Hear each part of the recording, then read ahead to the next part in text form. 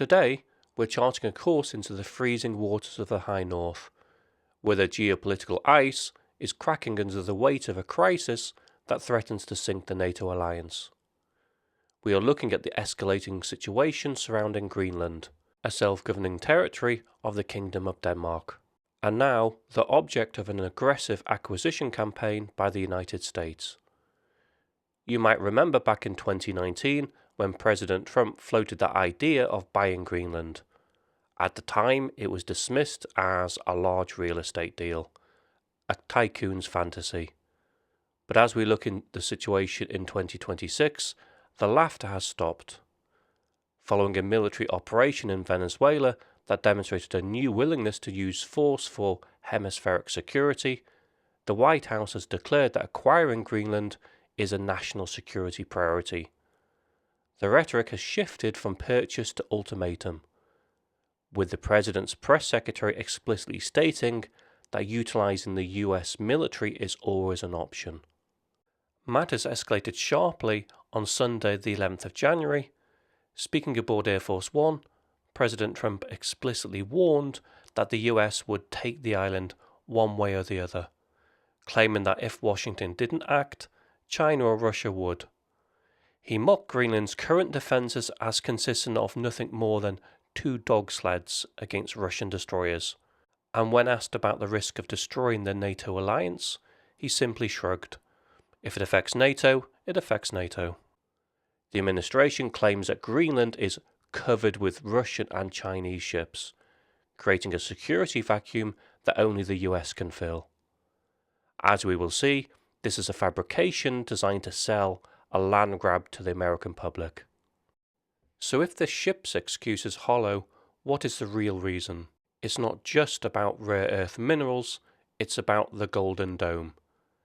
In January 2025, President Trump signed an executive order establishing this massive $24 billion missile defense shield. For this shield to work against hypersonic missiles over the North Pole, you need eyes in the north. The upgraded early warning radar at Bluff Space Base, formerly Thule, is the most critical sensor in the US inventory. The US military fears that a semi-autonomous Greenland might one day restrict operations at this base.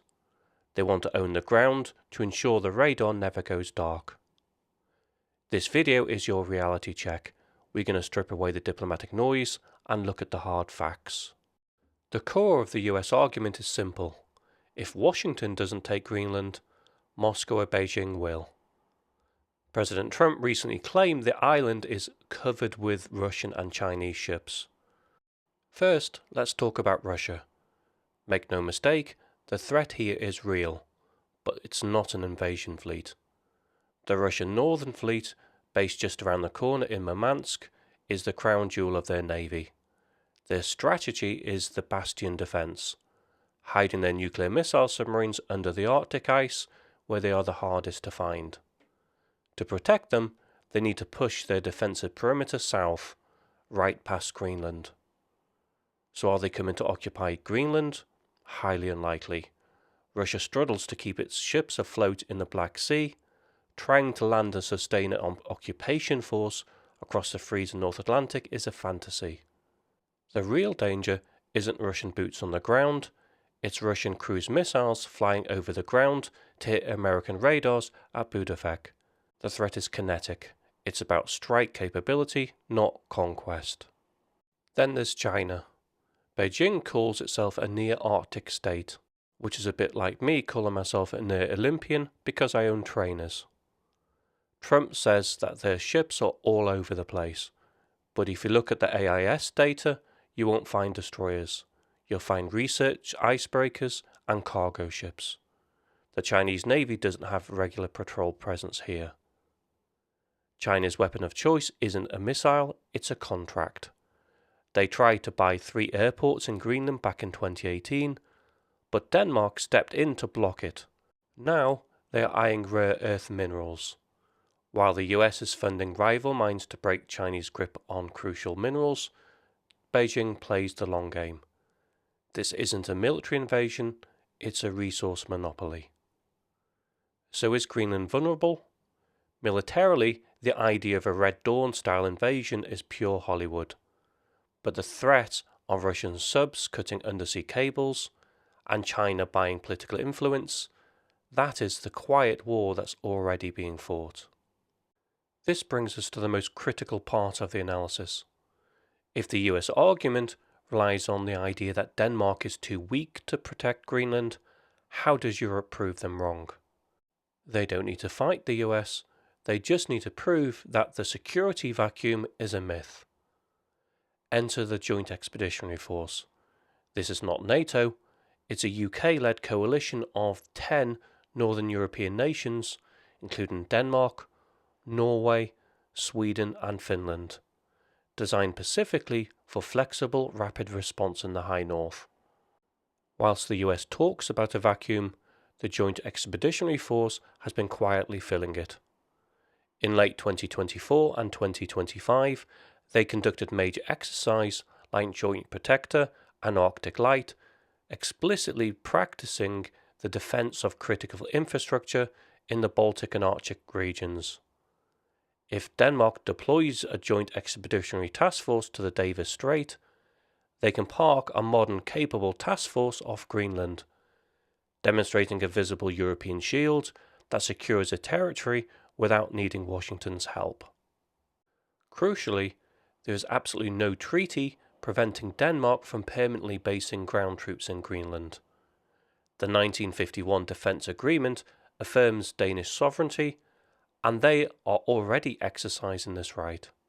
In June 2025, Denmark deployed a light infantry battalion to Greenland to train specifically for guarding critical infrastructure.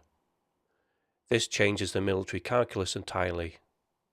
A single dug-in infantry battalion, acclimatized to the conditions, is an incredibly tough nut to crack.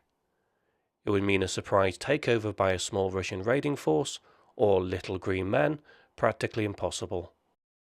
To dislodge a unit of that size, an aggressor would need a full-scale invasion fleet, which takes time to assemble and is impossible to hide. The Danish battalion doesn't need to win the war alone, they just need to hold the line until NATO reinforcements arrive. Their mere presence denies Russia the option for a quick, cheap victory. Reports on Monday the 12th of January confirmed that the United Kingdom and Germany are actively assessing options to deploy their own ground forces to Greenland to support Denmark.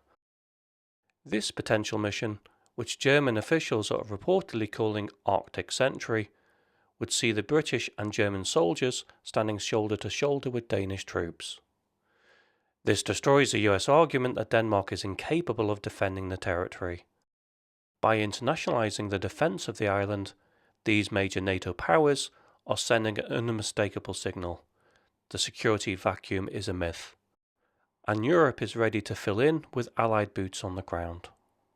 While the ships hold their line at sea and the troops guard the infrastructure, the real battle will be fought in the conference rooms.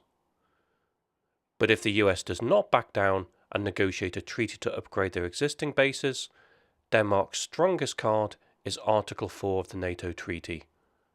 Unlike Article 5, which is for an actual attack, Article 4 is for consultation when territorial integrity is threatened.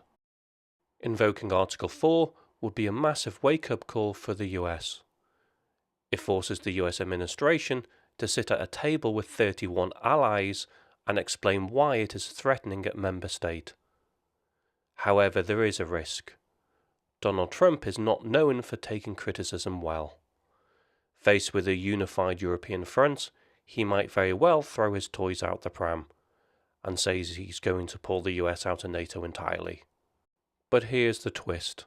He can't, not legally.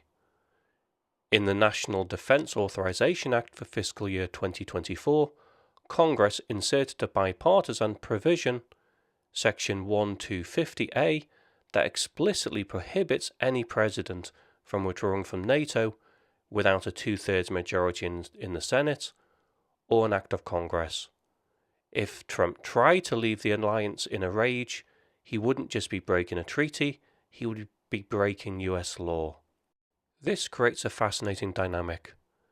If Denmark hints that Article 4 is the next step, it forces Trump into a corner.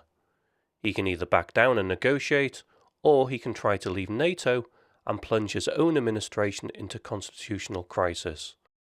The mere potential for this domestic chaos might be one thing that forces the White House to blink.